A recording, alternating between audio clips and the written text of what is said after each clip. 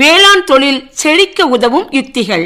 ஆசிரமம் கனக சபாபதி அவர்களுடன் நேர்முகம். வணக்கம். வணக்கம் சார். வேளாண்மை அனுபவம் அப்படிங்கும் போது உத்தேசமா எத்தனை ஆண்டு கால அனுபவம் இருக்கும்? எனக்கு சிறு வயசுல இருந்தே எனக்கு வேளாண்மையில ரொம்ப ஆர்வம். எங்க தாத்தா இருந்த காலத்துல நான் வேளாண்மையில வயல் உழவோ, நாத்து நடவோ, களை பறிக்கவோ எல்லாத்திலும் கூட இருந்து பார்த்திருக்கிறேன். செய்தும் இருக்கிறேன். வரப்பு வெட்டுதல் செய்திருக்கிறேன், மரம் அடிச்சிருக்கிறேன். அவருக்கு ஏர் உழவு சொல்லி கொடுத்திருக்கேன். அவரால்தான் சொல்லி கொடுத்ததுக்கு நான் 10th படிக்கும் போதெல்லாம் ஏர் உழுதுருக்கிறேன். அப்படியா? ஆமா, ஏர் உழுதுருக்கிறேன், வரப்பு வெட்டி இருக்கிறேன். அரியா பருவமா இருந்தாலும் ஆர்வத்துல செய்திருக்கிறேன். எனக்கு அதுல ரொம்ப இன்ட்ரெஸ்டா இருந்தது. அதனால நான் இந்த விவசாயத்தை ரொம்ப நேசிக்கிறேன். அன்னைக்கு கூட்டு குடும்பம் தான். அன்னைக்கு கூட்டு குடும்பம் தான். கூட்டு குடும்பம், தனி குடும்பம் வேளாண் ரீதியா எந்த அளவுல ஒரு ஒத்துழைப்பை கொடுத்துட்டு இருக்குது? அதாவது கூட்டு குடும்பத்துல என்னன்னா எல்லாரும் ஒற்றுமையா இருக்கலாம், வேலைகள் சீக்கிரம் நடக்கும். ரெண்டாவது இந்த நெல் சாகுபடி பண்றோம் இல்லையா, அதெல்லாம் ஒற்றுமையா இருந்து நாங்க வீட்டுக்கு அறுவடை பண்ணி கொண்டு வருவோம். தனியா இருந்தாச்சுன்னா செய்ய முடியாது, அதுக்கு வேலை ஆட்கள் வேணும். இது நாங்க 6 பேர் இருக்கனால நாங்க ஒற்றுமையா செய்தோம். அன்னைக்கு அண்ணன் தான் செய்யணும், தம்பி தான் செய்யணும்னு அந்த மாதிரி நிலைமை அப்போ இல்ல. அடுத்து அந்த தாள் இருக்கு இல்லையா, தாள்னு சொல்லுவாங்க. அந்த தாளை பொறுக்கி எடுத்து கொளுத்தி அதை இது பண்ணி நிரப்பாக்குவோம். பங்கு போட்டு செய்யல போட்டி இருக்கும். ஆமா, போட்டி இருக்கும். ரெண்டாவது அதுல நாங்க வயல்ல முடிச்சுக்கிட்டு கோழி இது பண்ணி இதெல்லாம் பண்ணும், பொங்கல் எல்லாம் வைப்போம். அத சொல்லும் போதே ஒரு மகிழ்ச்சி கடல்ல தத்தளிக்கிறீங்க. அதெல்லாம் பழைய நினைவுகளா இன்னைக்கு தொடருது? பழைய நினைவுகள். இப்போ எனக்கு 69 வயசு. இப்போ நான் என்ன பண்றேன், விவசாயம் தான் பண்ணிட்டு இருக்கேன். எனக்கு 69 சொல்ல முடியாத. ஆமா, நான் 60ல ரிட்டையர் ஆனேன். நான் எங்க வேலை பார்த்தேன்னு அதையும் சொல்லிடுமா? சொல்லுங்க. நான் சென்னையில ஐசிஎம்ஆர் இந்த கொரோனா ஊசி எல்லாம் போட்டுப்பீங்க இல்லையா, அந்த டிபார்ட்மெண்ட். ஆனா அந்த மாதிரி பணிபுரிஞ்சிட்டு இருந்தாலும் கூட உங்களுடைய சிறுபிள்ளை பிராயத்தில் உள்ள அந்த தாக்கம், என்னுடைய தாக்கம் அன்னைக்கு பணிபுரிஞ்சாலும் விவசாயத்தை தான் ஆடிட்டு இருந்தது. அதுல இருந்து நான் வீட்டுக்கு 16 ரிட்டையர்டு, 17ல இருந்து விவசாயம். இருந்தாலும் நான் என்ன கேட்கிறேன் அப்படின்னா, உங்களுடைய பணி ஈடுபாடு அப்படின்னா பணிக்காலம் எத்தனை ஆண்டுகள்? 30 வருஷம் பணிக்காலம். 30 வருஷத்துலயும் வேளாண்மையை மறந்து இருந்தீங்களா, அல்லது வீட்டுல மாடி தோட்டம்? இல்ல பணிபுரியக்கூடிய இடத்துல கூட நாங்க மரத்துக்கு நான் தண்ணி விட்டுருக்கேன். அந்த மரம் ரொம்ப வாடி இருக்க, தண்ணி விடணும்னு சொல்லி வாட்ச்மேன் சொல்லி தண்ணி விட சொல்லுவேன். வாடிய பயிரை வள்ளலார் சொன்னாரு. அதே போல வீட்டுல நான் சும்மா இல்ல, எங்க வீட்டுல வெங்கலப்பள்ளி மாம்பழம், அதனுடைய தாக்கம் தான் இங்கேயே வச்சிருக்காங்க. அங்க வரைச்சு எல்லா தெரு ஃபுல்லா கொடுப்பேன். 5 தெருவுக்கு கொடுப்பேன். அப்படியா? எலுமிச்சை எல்லாருக்கும் கொடுப்பேன். எல்லாருக்கும் கொடுப்பேன்னா இலவசமா கொடுப்பேன். பெரிய மனசு உண்மையிலே. அதே போல எலுமிச்சம்பழம் எல்லாத்துக்கும் கொடுப்பேன். காலையில வாங்குவாங்க, நான் நீங்க பறிச்சு விடுங்கன்னு சொல்லுவேன். கருவேப்பிலை, தென்னை எல்லாமே வச்சிருந்தேன். எல்லாமே நான் காலையில தண்ணி விட்டுட்டு அதுக்கப்புறம் தான் நான் ஆபீஸுக்கு கிளம்புவேன். இந்த மாதிரியான ஒரு விருந்தோம்பல் அப்படிங்கிற தன்மைக்கு காரணம் தாத்தா அப்பா காட்டின வழியா? அப்படி இது எங்க அப்பாவும் இந்த மாதிரி கொடுத்து நிறைய செய்திருக்காரு. அதனால அதனுடைய தாக்கம் எனக்கு இருந்திருக்கும். ஆமா, அம்மாவும் அதே போல உதவி பண்ணுவாங்க. அம்மா என்ன சொல்லுவாங்க, உன்னுடைய காசை நீ குடு, அடுத்த ஆளுக்கு காசுக்கு நீ ஆசைப்படாத.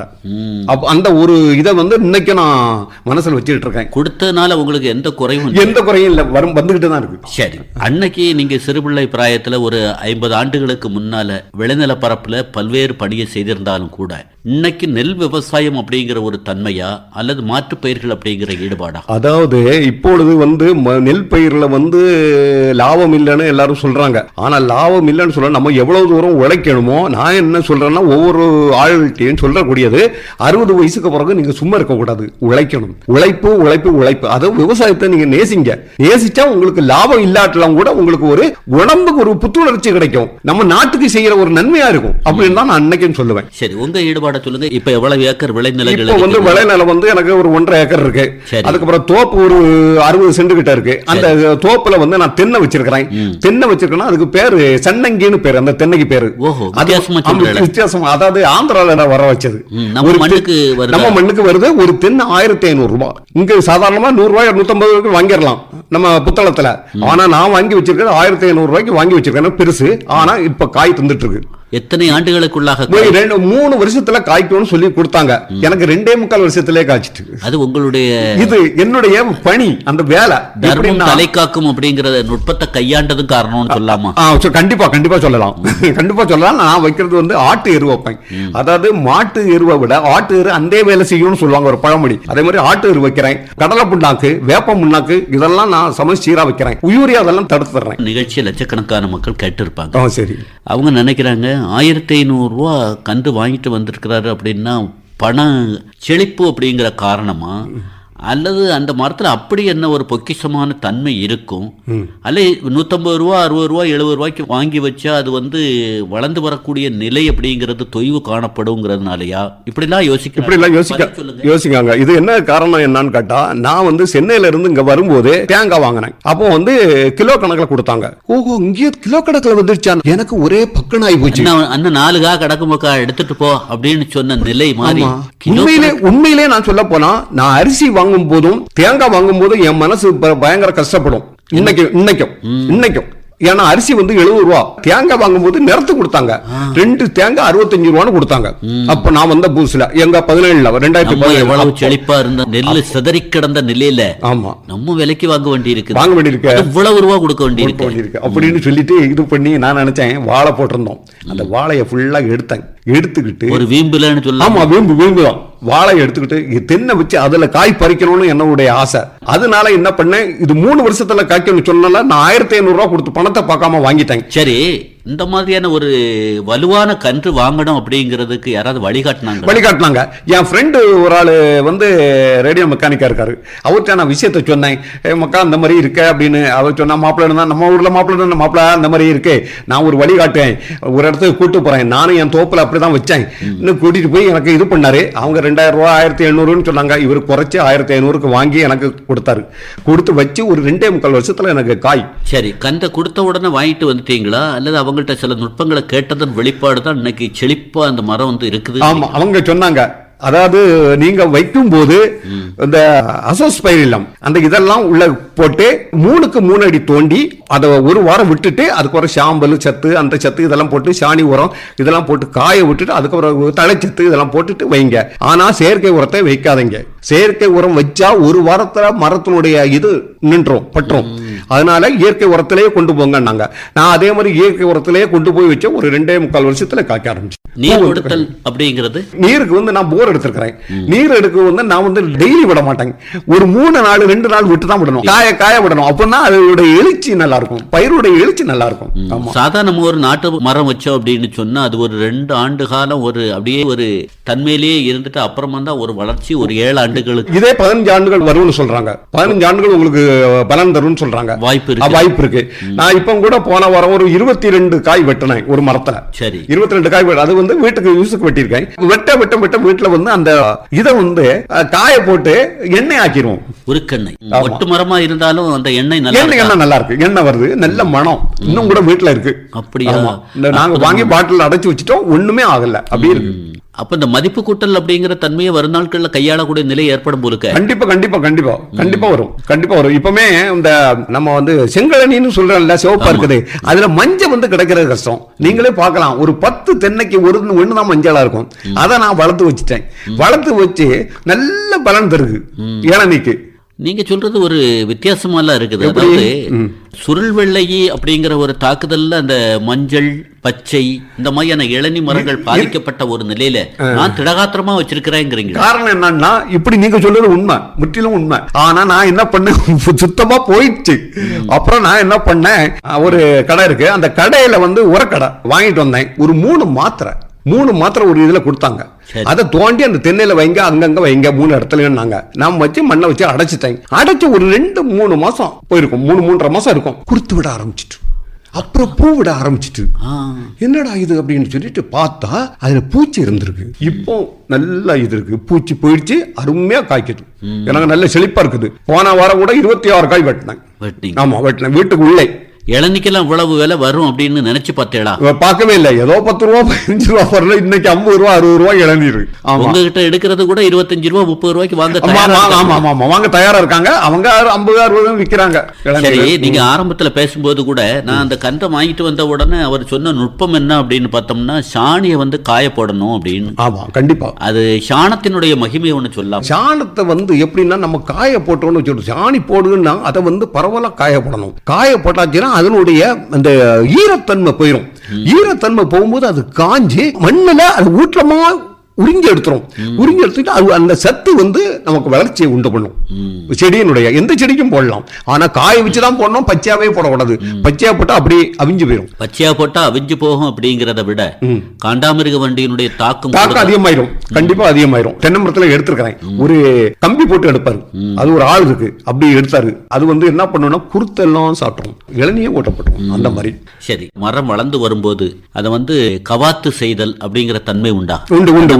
கவாத்து செய்யறது நிறைய நுட்பம் சொல்றாங்களா? மட்ட வெட்டுகையில கூட கவனமா இருக்கணும். அதாவது மழை சீசன்ல வெட்டுவாங்க, வெயில் சீசன்ல வெட்டக்கூடாது. அதாவது ஒரு 20-22 ஓலையாவது இருக்கணும். ஓஹோ, ஒரு மரத்துக்கு. அதுக்கு குறைய கூடாது. ஆனா சிலவங்க என்ன பண்றாங்க, இந்த 10 ஓலையை விட்டுட்டு மீதி எல்லாம் வெட்டிடுறாங்க. அப்படி வெட்டக்கூடாது. அது ஒரு பாவம். பாவம் மட்டும் இல்ல, அதனுடைய வளர்ச்சி தடைபடும். நாளைக்கு தேங்காய் இளநீ கிடைக்கல, தேங்காய் கிடைக்கலன்னு சொல்லுறதை விட அதை ரொம்ப பாதுகாப்பா வெட்டணும். ஆமா, ரொம்ப காஞ்சி விழுந்ததான் சுத்தி வெட்டணும். அப்படி வெட்டி சுத்தி இது பண்ணும்போது வண்டு இருக்கா இது இருக்கான்னு இது வைக்கணும். வேப்ப இது இருக்கு இல்லையா, அதையும் மணலையும் கலந்து மட்டை கடையில வைக்கணும். வேப்பம் புண்ணாக்கு. ஆமா, வேப்பம் புண்ணாக்கு. அதையும் மணலையும் கலந்து வைக்கணும். அந்த கரிச்சை வந்து அது திங்கும் போது அதுக்கு இது அடிபடும், பல்லு தலை அத்து போகும்.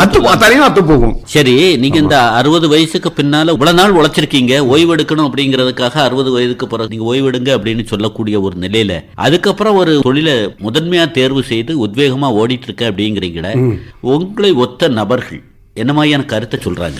அதாவது இதனுடைய இது என்னன்னா, இப்ப எனக்கு வந்து நல்ல பென்ஷன் வருது, சென்ட்ரல் கவர்மெண்ட் பென்ஷன் வருது. சரி, நான் வந்து என்ன பண்ணேன்னா, சும்மா அந்த பென்ஷனை வச்சு சாப்பிட்டுட்டு நான் உட்கார்ந்தா இருக்கலாம். எங்க வீட்டுல வந்து கூட எல்லாருமே உறவினர்கள் சொல்லுவாங்க. ஆனா எனக்கு அதுல உடன்பாடு இல்ல. நம்ம அப்படி தின்னுட்டு இருக்கும்போது நம்ம உடல்நிலை வந்து மோசமா போயிட்டே இருக்கும். அப்படியே ஒரு 40 வயது இளைஞர்மாய் காட்சி அளிக்கிறீங்க அப்படின்னு சொன்னா காரணம் என்னுடைய உழைப்பு.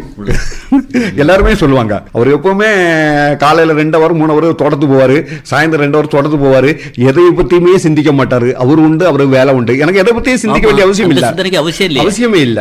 அதனால யாரா கேட்ட ஐடியா சொல்லுவேன். கருவேப்பிலை அந்த தோட்டத்துல இல்லாததே கிடையாதுன்னு வச்சுக்கிடுங்களா. சரி, உங்களை ஒத்த நபர்களுக்கு என்ன ஆலோசனை கொடுக்குறீங்க? அப்படின்னா நான் வந்து என்னுடைய இதுல ஒரு பணியை செய்திருக்கிறேன். என் ஃப்ரெண்டு ஒரு வந்து தோப்பு வச்சிருக்காப்ல. அவர் எங்க ராமநாதமுதர் கிட்ட தோப்பு வச்சிருக்காப்ல. நீ டெய்லி தோட்டத்துக்கு போ, தோட்டத்துக்கு போய் உன்னால முடிஞ்ச வேலை செய், அங்க பணியாட்கள் தான் அவங்கள்ட்ட வேலையை சொல்லு, இந்த மாதிரி எல்லாம் செய் அப்படின்னு நான் வந்து என்னோட ஊக்கப்படுத்தியிருக்கேன். இன்னும் உடம்பு நல்லா இருக்கும் அப்படி சொன்னா, இப்ப அவங்களுக்கு பரவாயில்ல, உடம்பு நல்லா இருக்கு, நான் அப்படி செய்யறேன்னு சொல்றாரு. ஆமா. சரி, இந்த மாதிரியான ஒட்டு ரகங்கள் வைத்திருந்தாலும் கூட நாட்டு மரத்தை மறக்க கூடாதுங்கிறதுக்காக நாட்டு மரமும் தோப்புல இருக்குதா? அப்படி நாட்டு மரம் 1-2 இருக்குது, 1-2 வச்சிருக்கிறேன். அதுவும் பூ வந்திருக்கு. அது நீங்க சொன்ன மாதிரி 5 வருஷம் 6 வருஷம் கழிஞ்சுதான் பூ வந்திருக்கு. நாட்டு மரத்தை மறக்க கூடாது இல்லையா? ஆனா என்னன்னா உயரமா வளரும். இது நம்மளே வெட்டிக்கலாம். இது நம்ம வெட்டிக்கலாம், பக்கத்துல வெட்டிக்கலாம். என் பேரை வந்து இளநீ வேணும்னு சொன்னா நீயே வெட்டிக்கப்பான்னு அவனே அப்படி சுத்தி திருக்கி பார்த்தா விழுந்தது தரையில நின்று. தரையில அப்படி இவ்வளவு இடத்துல இருந்து காய்ச்சது. ஆச்சரியமான இருக்குது.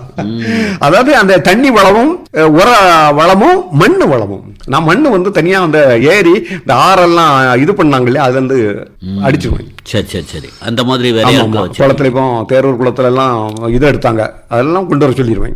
ஒரு 2 லோடு அடிப்பா அப்படின்ற ஒரு 1000 போடும்போது பொலிவு அதிகமாகும். அந்த மரத்துக்கு நல்ல ஒரு சத்து கிடைக்கும், ஊட்டம் கிடைக்கும். இந்த மாதிரி இருக்கக்கூடிய ஒரு நிலையில அந்த உரம் வைத்தல் அப்படிங்கிற திட்டமிடல் எப்படி பண்றீங்க? உரம் வைத்தல் நான் 6 மாசம் இருக்கு அதான் உரம் வைப்பேன். 6 மாசம் இருக்க ஆட்டு உரம் ஒரு 15-20 மூடை வந்துரும். வெளியே இருந்தா வாங்குறீங்க? கடை வைக்கிறது இல்ல, கடை நம்மகிட்ட ஆடு கிடையாது. அதனால வெளியில இருந்து வாங்க. ஒரு 100 ரூபா ஒரு மூட்டைக்கு, எனக்கு 90 ரூபா உரத்தை நான் வச்சுட்டு, அதையும் இன்னொரு விஷயம் ஆளை வச்சு வைக்க மாட்டேன், நானே தான். எப்படி வைக்கிறீங்க? ஏன்னா ஒரு நாளைக்கு 4 தென்னைக்கு வைப்பாங்க போதும், அடுத்த நாளைக்கு 4 தென்னை அப்படி போறோம். நமக்கு ஒரு உழைப்பு, பொருளாதார இழப்பில்லை. ஏன்னா நான் சுத்தி வந்து அதை நல்ல மண் ஒரு 1/2 அடி 3/4 அடிக்கு தோண்டிடுவேன், 1 அடி கூட தோண்டுவேன், தோண்டி பரவலா சுத்தி வச்சிருவேன். எதை? அந்த உரத்தை. அதுக்கு பிறகு கடலை புண்ணாக்கு, அது கூட வேப்ப புண்ணாக்கு, அது முக்கியம். வேப்ப புண்ணாக்கு, கடலை புண்ணாக்கு, ஆமணக்கு புண்ணாக்கு, 3ஐயும் 2 கிலோ வச்சிருவேன். இன்னைக்கு அதுக்கு விலை எவ்வளவுன்னு பாருங்க. செலவு செய்தா நமக்கு செழிப்பு இருக்கு. செழிப்பு இருக்கு மட்டும் இல்ல, பாக்குறதுக்கு ஒரு நீங்க தோட்டத்துக்கு போனா பாக்குறதுக்கு அழகா இருக்கும். என்ன மாதிரி வச்சிருக்கிறான் தோப்பை, அப்படி இருக்கும், சுத்தமா இருக்கும். ஒரு இலை இருக்காது. அந்த இலையை என்ன பண்ணணும், மூடிடுவேன். அந்த இலையை மூடிடுவேன், இவ்வளவு இலை சேர்ந்த உடனே மூடிடுவேன். அப்ப அந்த தோப்பு சுத்தமா இருக்கும், பூச்சி எதுவும் வராது. அந்த மாதிரி வச்சுதான் நான் பாதுகாக்க. அதனால எனக்கு தென்னை நல்லா. நீங்க குறிப்பிட்ட மாதிரியான அந்த எலுமிச்சை, மாவு, முருங்கை, கருவேப்பிலை இந்த மாதிரியான இதெல்லாம் எந்த பகுதியில இருக்குது? அதெல்லாம் ஓரமா வச்சிருக்கேன். தோட்டத்திலே ஓரமா வச்சிருக்கேன். 2 இது இருக்குது, நம்ம காட்டு நெல்லி. சரி, அது நல்லா செழிப்பா இருக்குது. செழிப்பா இருக்கு. காய் வருதா? காய் வந்து இனிமேல் தான் வரும். வச்சு 2 வருஷம் தான் ஆச்சு. சிலர் என்னன்னா வச்சுட்டு ஏமாந்த நிலையில். இல்ல இது 2 வருஷம் தான் ஆச்சு. இந்த பூத்துது, அடுத்த வருஷம் காய் வைக்கும். எலுமிச்சை பூத்து காய்ச்சது, அதையும் வச்சுட்டேன். அதுக்கப்புறம் வந்து கருவேப்பிலை வந்து எனக்கு வந்து ஒரு வருஷத்துக்கு ஒரு 4 தடவை நான் கருவேப்பிலையை வித்துருவேன். அப்படியா? காரணம்னா ஆள் வரும். ஆள் வந்து அவனே பறிச்சுட்டு போய் ஒடிச்சுட்டு போயிடுவான். மனம் எப்படி இருக்கு? சூப்பர். அந்த கருவேப்பிலை கடைக்கு கொடுத்து வச்சிருக்கணும். ஆமா, அங்க நீங்க பறிச்சுட்டு இருந்தாச்சும் இங்க மணக்கும். ஆமா, அந்த மாதிரி கருவேப்பிலை. முருங்கை வந்து வருஷத்துக்கு ஒரு 3 போடவே வேண்டாங்கிறீங்களா? அந்த அளவுக்கு மனம் மணக்கும். எங்க வீட்டு கருவேப்பிலை அந்த மாதிரி. ஏன்னா இயற்கை. வச்சிருந்தாலே போதும், மேசையில வச்சிருந்தாலே போதும், முகத்திலே நமக்கு. ஆமா, பயங்கரமா மணக்கும். அதே மாதிரி முருங்கை வருஷத்துக்கு ஒரு 3-4 தடவை நான் கடையில கொடுத்துருவேன். 3 அடியே குறையாது. அளந்து பார்த்தேன், 3 அடி 2 இன்ச்சு இருக்கு. பார்த்து செய்றீங்க? ஆமா, எல்லாமே நான் பார்த்து தான் செய்யறேன். எங்க வீட்டுல சொல்லுவாங்க, பாதி ஒரு தோப்புல தான் இருப்பாரு அப்படின்னு சொல்லுவாங்க. குடும்பத்தார் ஒத்துழைப்பு உங்களுக்கு? குடும்பத்தார் என்னுடைய மனைவி நல்ல ஒத்துழைப்பாங்க. வராங்களா? தோட்டத்துக்கு வருவாங்க, வந்து பார்ப்பாங்க. பார்த்துட்டு இது அவங்க தரப்புல என்ன சொல்லணுமோ அதை சொல்லுவாங்க. இந்த மரம் கொஞ்சம் இதா இருக்க, டல்லா இருக்க, அவங்க வீட்டுல நல்லா இருக்க அப்படிம்பாங்க. அதுக்கு தகுந்தபடி நீங்க வந்து சிறுபிள்ளை பிராயத்துல எங்க தாத்தா அப்பா களத்து மேட்டுல வேலை செய்யும் போது நாங்க உற்சாகமா காஃபி கொண்டு போவோம் அப்படின்னு சொல்லி. இன்னைக்கு நீங்க தோட்டத்துக்கு அதிகாலை ஒரு 5:30 மணி 6 மணிக்கு போய் அங்க வியர்வை சிந்த உழைக்கக்கூடிய நிலையில மனைவி ஆறுதலா காப்பி கொண்டு வராங்க. காப்பி கொண்டு வர்றதுக்கு வந்து நான் சொல்லிட்டேன், வேண்டான்னு சொல்லிட்டேன். அவங்க கொண்டு வரேன்னு சொன்னாங்க. அதெல்லாம் பல காலம் முடிஞ்சு போச்சு. இப்ப சிரிப்பா பார்த்தா என்ன சிரிக்க போறாங்க? சிரிக்கல, வேண்டாம், நான் வந்து பக்கத்துல தானே, அதனால வந்து நான் காப்பி குடிச்சுக்கிறேன் அப்படின்னு அவ கேட்பான். நான் வேண்டாம் அப்படின்னு சொல்லிடுவேன். அதுக்கப்புறம் எனக்கு வேலை இருந்துன்னு சொன்னா காப்பி குடிச்சிட்டு மறுபடியும் போயிடுவேன். சரி, மறுபடியும் போயிட்டு ஒரு சில டைம்ல 12-1 மணி வரைக்கும் உழைப்பேன். அதுக்கப்புறம் தான் சாப்பாடு. அந்த மாதிரி அதுக்கு பிறகு வீடை சுத்தி நான் பெருக்கி சுத்தம் பண்ணி அந்த இடத்துல என்ன ஒரு கருத்தை நிலைப்படுத்துறீங்க அப்படின்னா, அரசு வேலையோ சாதாரண வேலையோ பணி செய்யக்கூடிய ஒரு நிலையிலேயே கொஞ்சம் காசை சேர்த்து ஒரு இடத்த வாங்கி போட்டுட்டோம் அப்படின்னு சொன்னா கண்டிப்பா ஓய்வுக்கு பின்னால துள்ளி விளையாடலாங்கிறீங்க. கண்டிப்பா, அதுல எந்த மாற்றமுமே இல்லை. ஆமா, அப்படி இருந்தா நமக்கு நல்லது. நம்ம யாருடைய இதையும் எதிர்பார்க்காண்டோம். வீடை சுத்தி கூட பசுமையா இருக்கும் போலுக்க. வீடை சுத்தி எல்லா செடியும் வச்சிருக்கிறேன். என்னென்ன மையான? ஆமா, அது போக ஒரு 1500 ஸ்கொயர் ஃபீட்ல நான் கிரேப்ஸ் வச்சிருக்கிறேன். தட்டா? உண்மையா? உண்மை. நீங்க வந்து கூட பார்க்கலாம், அதை போட்டோ எடுத்துட்டு கூட போலாம். உங்களுக்கு அது சந்தேகம் தான், நான் போட்டோ எடுத்து கூட அனுப்புறேன். 1500 ஸ்கொயர் ஃபீட்.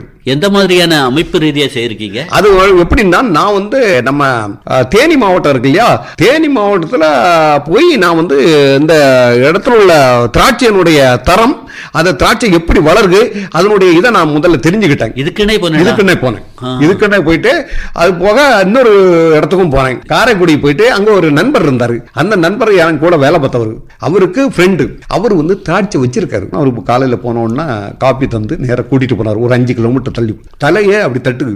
ஆனா அதுல ரசாயன மருந்துகள் அடிக்கிறாங்க அப்படின்னு ஒரு ரசாயன மருந்து உண்மையிலே அடிக்கிறாங்க. அது இல்லன்னு நான் மறுக்கவே மாட்டேன். கண்கூடாவே பார்த்தேன். நீங்க கூட எதிர்கேள்வி கேட்டது உண்டா? நான் கேட்டது உண்டு. அது இல்லாம வராதான். நீங்க எப்படி பயன்படுத்துறீங்க? நான் வந்து ரசாயன உரமே இதே கிடையாது, பூச்சி மருந்தே கிடையாது. கொத்து கொத்தா காய்க்கும். கொத்து கொத்தா பறவைகளும் வந்து அததானே நான் சொல்ல வரேன். எனக்கு வந்து ஒரு 1 கிலோ 2 கிலோ தான் கிடைக்கதே ஒழிய மீதி எல்லாம் அந்த வௌவால். நான் காலையில ருசிச்சு சாப்பிடுவோம். நல்ல ருசிச்சு அந்த தோல் கீழே கிடக்கும். நான் காலையில போய் சரி இன்னைக்கு பறிக்கலாமான்னு போனா காலையில ஃபுல்லா அந்த தோல் தான் இருக்கும். உறிஞ்சி எடுத்துரு. அந்த எவ்வளவோ பாட்டேன். இப்போ வந்து வேற வழி பண்ண போறேன். வலை போட்டு அதை பண்ணலான்னு ஒரு ஆள் ஐடியா சொன்னாரு. அதனால வலை போட்டு பண்ணலான்னு இருக்கேன். ஆனா ஏகப்பட்ட காய் நல்லா நம்ம இதுக்கு நல்ல வருது. அப்ப நம்ம மாவட்டத்துல திராட்சை வருமா அப்படின்னு யோசிக்காண்டாங்க. 500 வருஷத்துக்கு முன்னாடியே எழுதி வச்சானோ. நம்ம ஊர்ல தண்ணி ஜாஸ்தி நம்ம மாவட்டத்துல, அதனால நெல்லுக்கு மாறிட்டாங்க. அப்போ எல்லாம் திராட்சை தான் பண்ணி தந்தாங்க. ஆமா, அதை வச்சுதான் நான் திராட்சை போட்டேன். அருமையா வந்தது, ஒன்னும் பிரச்சனை கிடையாது. நீங்க வந்து பாத்தீங்கன்னா சுத்தி வந்து எல்லா செடியும் வச்சிருக்கிறேன். 2 மாமரம் வீட்டை சுத்தி, பங்கனப்பள்ளி கிராஸ், அல்போன்சா கிராஸ். ரகம் கூட எடுக்கிறீங்க. ஆமா, அதை வந்து எனக்கு முதல்ல தெரியாது. நான் சென்னையில இருந்து தான் கொண்டு வந்து வச்சேன். நான் சொன்னேன் சென்னையில இருந்து இங்க வரணும்னா நான் மாமரம் வச்சாதான் இந்த ஊருக்கு வருவேன். என் ஒய்ஃபிட்ட அப்படி ஒரு சபதம். சரி, நான் வரணும்னா எனக்கு 2 மாமரம் வைக்கணும். உங்கள மாமரம் வச்சு வளர்ந்து வந்தாதான் நான் வருவேன். பண்ணேன். சரின்னு சொல்லிட்டு தான் எல்லாரும் சென்னையில இருந்து கன்னியாகுமரி சுற்றுலா வரும்போது நம்ம மாவட்டத்தில இருந்து மாங்கன்று கொண்டு போற நிலை காரணம் என்னன்னு கேட்டீங்கன்னா, இது வந்து ஆந்திராவில் உள்ள பங்கனப்பள்ளி, ஆந்திராவில் பங்கனப்பள்ளின்னு ஃபேமஸ், நீங்க கேள்விப்பட்டிருப்பீங்க. அதனுடைய இதை தான் நான் வந்து வச்சேன். அது காய்ச்சது முதல்ல ஒரு 10 காய் 15 காய் தான் காய்ச்சது. அதை வந்து கொண்டு போய் அக்ரிகல்ச்சர் ஆபீசர்ட்ட நான் கேட்டேன், இது என்ன ரகம் அப்படின்னு. அப்பதான் அவர் சொன்னாரு, இது பங்கனப்பள்ளி கிராஸ், இது அல்போன்சா கிராஸ்னு. அருமையா இருக்கும். செங்கவருக்கை அப்படின்னு ஒரு ரகத்தை குறிப்பிடுறாங்களா? அது வந்து கேள்விப்பட்டிருக்கீங்களா? கன்னியாகுமரி மாவட்டத்தில் மட்டும் தான் கிடைக்கும் செங்கவருக்கை. அதுவும் வச்சிருக்கேன், இப்ப தோட்டத்துல வச்சிருக்கேன். இவ்வளவு பெரிய கொஞ்சம் தான் வளர்ந்துருக்கு. ஆமா, அதுவும் நல்ல இதுதான். அது நம்ம ஊர்ல ஃபேமஸ், நம்ம மாவட்டத்துல. அப்ப ஒரு விருந்து உபசரணை அப்படின்னு மதுரை மாவட்டம், திருநெல்வேலி மாவட்டம், தருமபுரி மாவட்டம், வேலூர் மாவட்டம் இப்படின்னு 3 நாட்கள் 4 நாட்கள் தங்க வேண்டிய நிலையில உறவுக்காரங்களுடைய திருமணங்கள் வந்தா நீங்க இப்ப தவிர்த்துறீங்க போலுக்க.